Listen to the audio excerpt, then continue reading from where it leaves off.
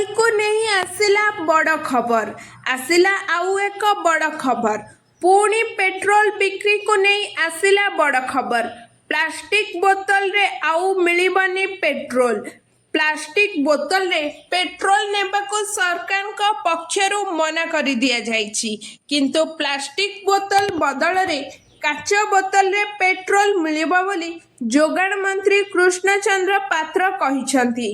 रास्ता घाट रे प्लास्टिक बोतल रे पेट्रोल बिकिले कार्यानुष्ठान हेबो बाहरे बिक्री रोकिबा पई चढ़ऊ हेबो बोली कहिसंती मंत्री।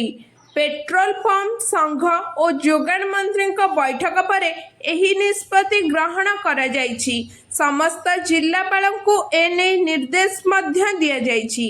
बाहरे बिना लाइसेंस रे पेट्रोल बिक्री कले सीज करिबा पई अधिकारी को निर्देश दिया जिवो बोली जोगाण मंत्री कहिसंती।